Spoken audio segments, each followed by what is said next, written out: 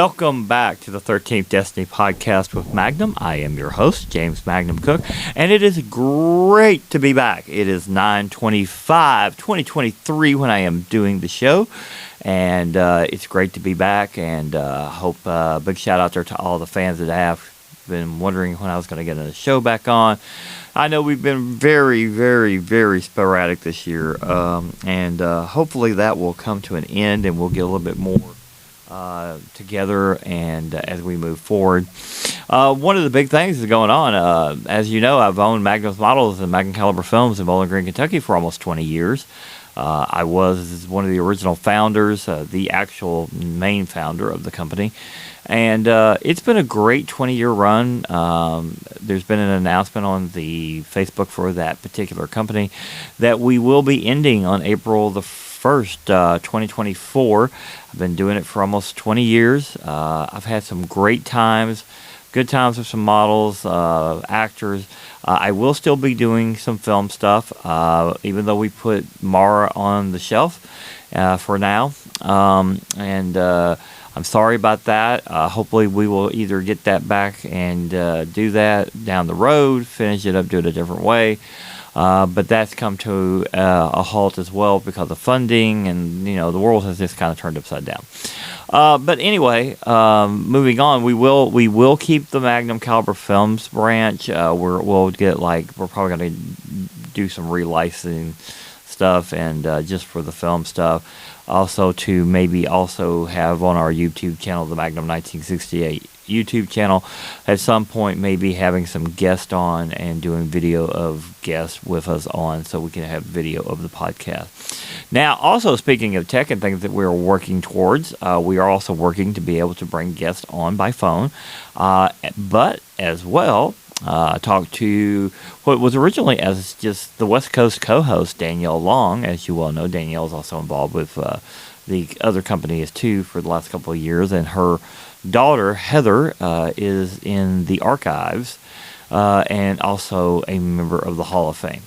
So all that's part of the old company and things. And, of course, I started the podcast a couple of years back, made some changes. We've been moving forward in a different direction, just like my brother Jay Farrell moved in a different direction with his Abandoned Places books. And, of course, we had him on the pilot show, which was awesome. So I just wanted to give a little update on that. And also, thank you to the Long John Silvers over there in Henderson, Kentucky last night. I was over in Henderson, Kentucky for a little bit. Had a really good day on my self-employment stuff that I do with Dash, and decided to take just a little trip and do that. But now, coming up to what we're going to talk about tonight. And I hope you can hear me okay and everything. It looks like everything on the audio is doing okay. But if there's any problems, please send me an email or give me a feedback on the show page. Hopefully it's not going to be an issue. We are going to talk about, and I'm going to Poplar Bluff, Missouri. That is my plans, to go to Poplar Bluff, Missouri on Saturday evening. I've been there many times, as you know. But I have found out about this haunted cemetery not too far from there. And part of the stuff on this, they say the stories will chill you to the bone. I don't know. We'll find out. I don't know if you've ever heard of this. You probably have, those who follow paranormal stuff and things. And so the cemetery is about, I think, according to my research, about 25 miles from Poplar Bluff. And it's the Oak Ridge Cemetery.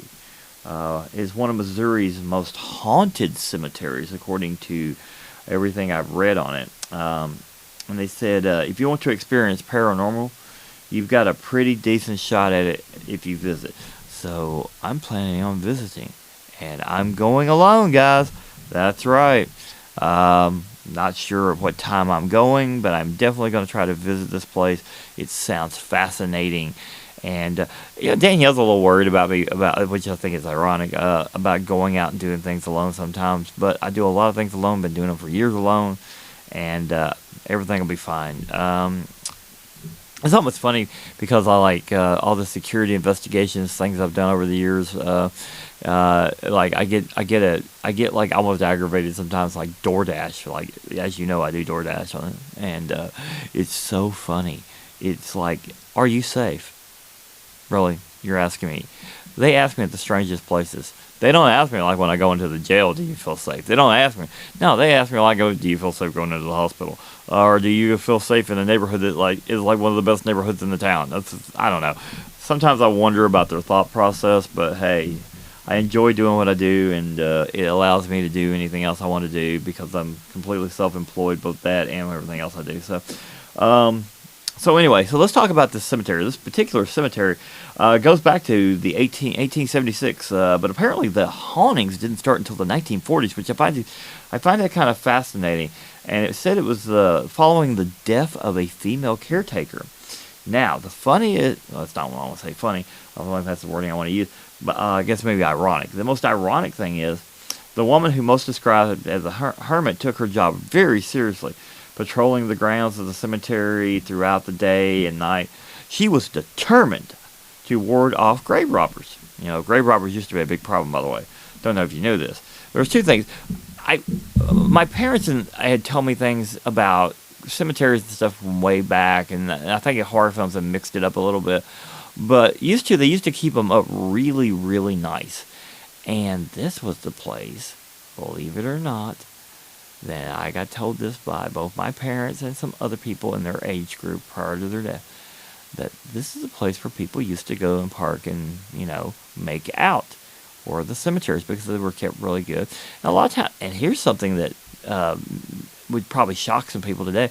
They used to have like these picnics and stuff in cemeteries during the day. Yes, in the cemetery, because the grounds were so well kept.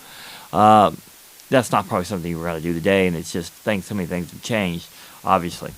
I don't think it's disrespectful as long as you're not like on top of someone's grave. So, I mean, I have a graveyard here on this location that has been in my family for years. That goes back to the 1830s. But anyway, back to this particular story on the Oak Ridge. I think that's right, Oak Ridge, right? Oak Ridge Cemetery. Yeah, Oak Ridge Cemetery. So, like I said, it dates back to, but the caretaker apparently. It happened after the caretaker. So apparently, returned from an evening patrol one fateful night. She was greeted in her rundown home on the cemetery grounds by two men. They battered her body and was found the next day. So if you believe the local legend, and this is a local legend for the Missouri area up there, in this particular area of Missouri, like I said, about 25 miles outside of the Poplar Bluff area that I go to on a pretty regular basis. Oh, and shout out to my friend Ruth Ann. I would love to see you. I know you have a lot going on. You probably don't listen to my show, so I don't really have to worry about that. But I would love to see you if there's possibility of that. But I don't know that's going to happen. But you're a very sweet lady, and I would love to see you just for a few minutes while I'm there. But I know you have a lot going on. So anyway, let's go back to the story. Anyway, so the local legend, the caretaker had little to no money at her death, and as a result was buried in a pauper's grave in the very cemetery she once was so determined to guard. Sounds like some of my security duty stuff. Yeah, they leave you hanging on that one there too. So, however, and by the way, I am in the remote location on the ranch tonight, as we call it. And you may be hearing the mouse move because I am getting some research off of the internet. I do not deny where stuff comes from. I never do. If I get a good story from someone, which I haven't had a good story in a while, I would love to have a good story. This is a pretty interesting story. So they say her spirit is said to still roam the cemetery. So this would be really fun going by myself. Should be a blast. Who knows? Maybe I'll see something and. Or who knows? I mean, I've been in horror films. I've made horror films. But reality paranormal is so much different from what we deal with in film because we're doing a fictional life. And this is something that, has been seen by people. And that's one of the reasons I do this show. I have a fascination in this. I have friends that are paranormal investigators. and I just have a fascination with it. And that's it was one of the main topics of the 13th Destiny podcast when we decided to do it, along with some other things, everything from the aviators to the restaurant reviews to just in general travel stuff. So anyway, it says, however, her spirit is said to still roam the cemetery, and if you visit in the evening, you might just catch the sight of her strolling along the grounds, still carrying her glowing lantern. Ooh, now that is chilling. I'll admit, if I'm there alone and I see this, I will be probably pretty fascinated and probably a little fearful at the same time. But it does sound like an interesting paranormal story.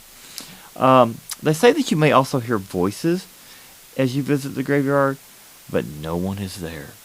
Ooh, that can be chilling. I admit that's got to be chilling.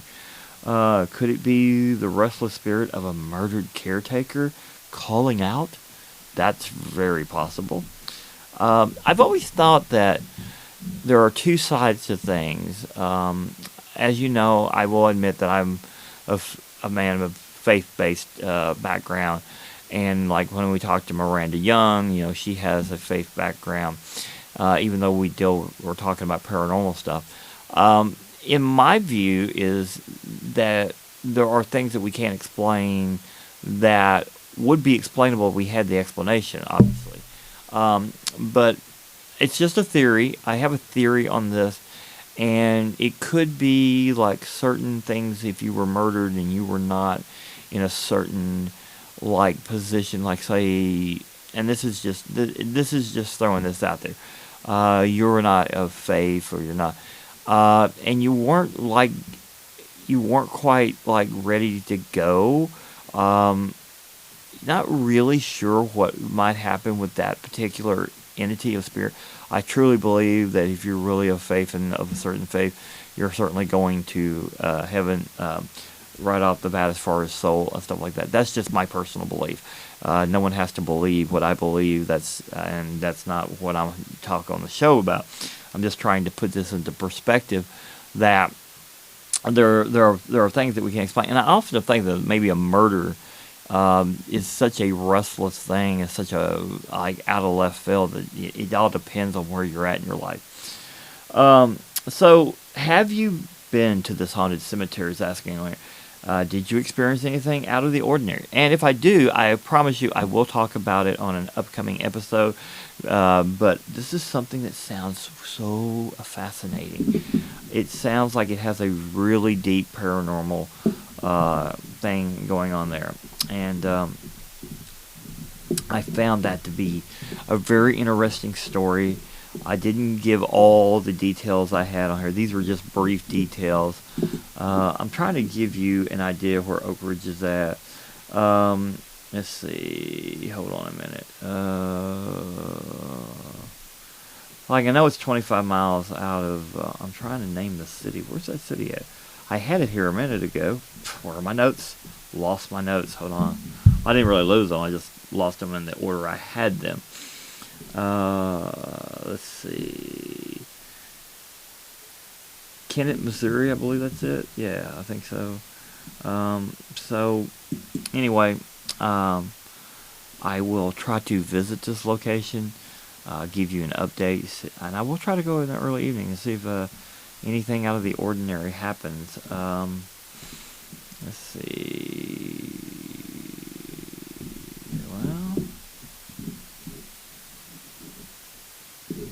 Well, hold on a minute. Maybe I've got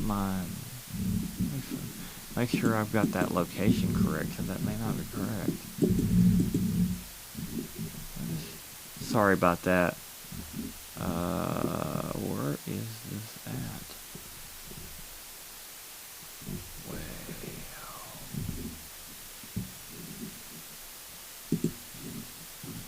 Don't you just hate when you like... I don't know if you've ever done this. Sorry about that. Sorry about going away from the microphone, but hopefully you can still hear me okay.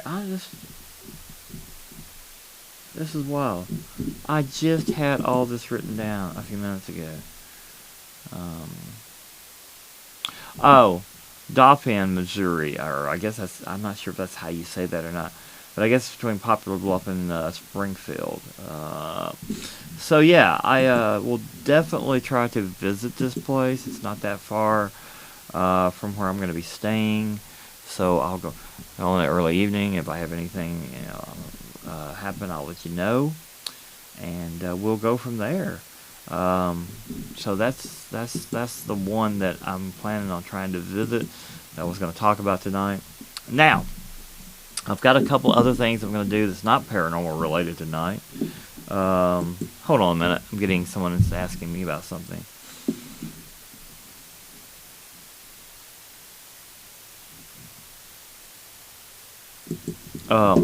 Sorry, just answering a question on something else that I'm doing at the same time. So, gave the shout out to Long John Silver's over in Henderson, Kentucky. That was very good. And very nice people over there, by the way. Had a good time. I'm trying to tell you about something here that I lost. I apologize. I am so sorry. Anyway, you know what? I do have a story. I don't know I was going to talk about this story tonight, along with the cemetery story, but I think I will. Just a quick little story about something that you might find fascinating. There is no, and I'm going to be completely honest, there's no explanation of this. There's no, how do I explain this? This is something that happened a long time ago to a couple of friends of mine that told me an interesting story. It's probably paranormal related, but I'm not 100% sure. So, as kids, you do a lot of stupid stuff. Sometimes even as a young adult, like college age, you still do some very, very stupid stuff. I'm no exception to that rule. Although I think sometimes today, I look at some things and I think, oh my goodness, what are you thinking? So there was this house that some friends of mine told me about when they were kids. I do not know the exact location of this house. All I do know is it's up. I don't know, maybe Kayla Perkins might know about this. I will find out if she knows anything about this if I get a chance to talk to her, because she is from that area, the Scott County, Georgetown area. Well, anyway, they were not supposed to be at this. Like, it's kind of like what Jay does, goes to abandoned houses, but they weren't there for taking pictures and not disturbing anything. They were up to no good and would have gotten in trouble. Okay, they were just being stupid kids. Okay, but anyway, by the time they told me this story, they were like in their late 20s, early 30s, I think, maybe, when I heard this story. So I know about this story, and I think my microphone's picking up a little bit of activity from me, of all things. So anyway, these two guys and these two girls, and you can put that together too, what they were there for. Obviously, being early teenagers and not being where they were supposed to be. Okay. Well, they're about to get the scare of their life. Okay. And I'm not going to put any names out because there's a couple little graphic things that happen in this story, and therefore I will not put the names up. But anyway, the story goes like this, and like I said, again, I don't know the location. I just know it's somewhere near Georgetown, Kentucky. And I probably should ask my friends. I still have contact with one of these friends on a regular basis. I should probably ask them. So it was probably around. I think if I remember correctly, it was in the late fall, around where it was starting to get dark, and they were out. This is a time era where being out like that was not very unusual. Time era from my childhood era time as well. So riding your bikes out at night or being being out a little bit later than normal would not be an unusual occurrence back in that day. Day before cell phones, most places you'd either have to go to a house or you'd have to go find a payphone. Try to find a payphone today. Yeah, there are a few still out there, by the way. Saw one in the Arizona desert, as a matter of fact. So anyway, again, I said I'm not going to name their names. There's 2 guys, there's 2 girls, and by the way, they were all riding bikes. So that's why the bike part was it. And they rode to this house that's about a mile and a half off a main road. It was an old gravel road that was kind of washed out. You had the little bumps and things, where you had little ruts and stuff, and no one went down to this place, and what, for the life of me, my friends had told me this story, why you would go down there at this time of night. I mean, there's 4 of them, granted. Okay, you're talking a couple of boys and girls between the age of 13 and 15 at this time. And they go down there, and they're doing stupid stuff, throwing rocks and stuff. This house is very old, very, very old. And one of them decides, hey man, let's go inside. And of course, one of the girls said, I don't think that's a good idea. The girl probably had a good idea not to go in the house, at least from the story that I'm about to tell you. So they go into this house. At first, everything's fine. Now remember, this is dark. And I even asked them, I said, did you have a flashlight or anything? And they're like, no. Which was even more stupid because you can trip over stuff. You can't see stuff. You have no idea what's going on. So they go into the house. And, their eyes are adjusting for the most part. Nothing happens. Nothing happens at all. To start with. So they said they're there a good 10, 15 minutes, and they're just sitting there at one point in what she thought, my friend that told me, the main person that told me about this story, and of course one of the other ones related this as well, said they were sitting there, and, they were just sitting there on the floor just talking. They were like, should we be here? Should we be here? We should leave. This is scary. It's scary. And of course the boys are messing with the girls and stuff and everything. And my one friend told me, basically him and this other girl kind of started dating. And so he decides just to kiss her. And this is when everything changes. And I'm going to try to relate the story exactly as it was told to me. Because it is scary. Very scary. So again, not naming names, because if I name names, you might even actually, a few from my friends here might actually know who this guy friend is. I don't know that they would know some of the other ones, but they would definitely know who this guy friend is, so I'm not going to name his name. So anyway, he reaches over and he just starts kissing on her, and of course they can hear, one of the other 2 can hear him, and the other one says to the other girl, hey, you want to kiss? And it's like, no, she doesn't want to kiss him. And this is when it all starts to change. And as he's kissing her and getting a little bit more involved there, suddenly you hear, and I'm going to do the best I can do. This is what they hear. You need to go! And they all panicked. They jumped up and tried to get to the door that they had come in. And now remember, it is almost pitch black, according to my friend. This is when they start tripping over stuff for real. That's the reason I mentioned tripping over stuff without a flashlight, because I knew how the story was going to go, because I remember how it went. And it's like, oh my God, what is that? What is that? What is it?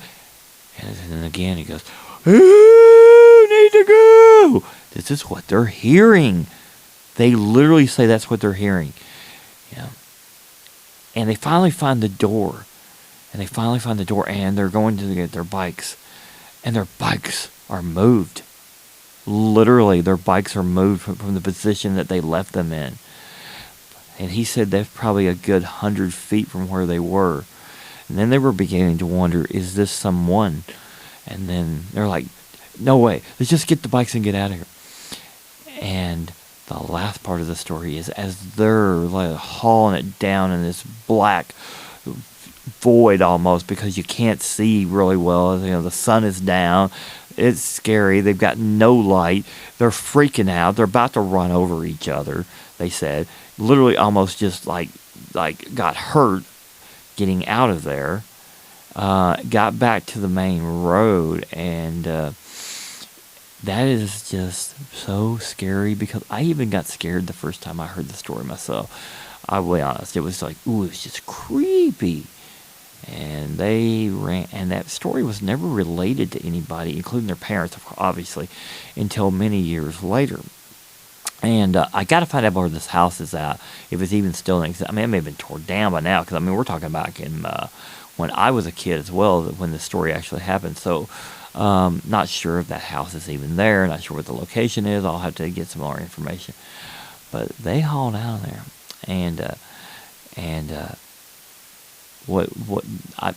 Another reason I'm not going to tell names and stuff is because one of the girls is very graphic.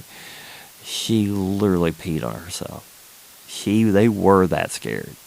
So yeah, it was a scary situation. And so anyway, it was a good, interesting story. Don't know how much of it might have been someone there, or was it paranormal. So I always go back to, remember, my show is for entertainment purposes only, and what I relate to you, I try to research the best I can, or get from the stories from the friends that I have given me stuff, but I'll leave it to you to believe what you want to believe. Was it paranormal, or was someone in the house and just messing with them? In this day and age, with the homeless populations and the things that we have now, it could be either way. But at that time era, I would venture to say it might have been more paranormal. But then again, hey, it's just a story they told me. I thought it was a fun story. Thought you would enjoy it. So, although I don't think the girl that peed on herself thought it was very fun. I think from all indications she was pretty aggravated over that. And in fact, well, I'm not going to name the person again, but in fact, these two people ended up getting married. So I guess in some ways it worked out. Anyway, thank you for being on the 13th Destiny podcast tonight, and we will be working with Danielle Long and our tech to try to figure out a way to get Danielle on the show with us. That would be super fun to have her on co-hosting from the West Coast. As you know, when I was in San Diego the last time with her, that I could actually have her in the car with me. We did a show from the car. It was a very popular show. The only other two more popular oh God, I can't even talk tonight. Sorry. Shows were Jay Farrell, the Pilot Show, and of course Miranda Young, the Ghost Biker. Those shows got quite a few listeners, and then of course that was our third most listened to show outside of the Crystal Girlfriend Show. That show, so it's run back and forth between that one and the one with Danielle as the co-host. So I think we'll get Danielle on as a co-host again, and we'll go from there. I also have a possibility of using a co-host out here.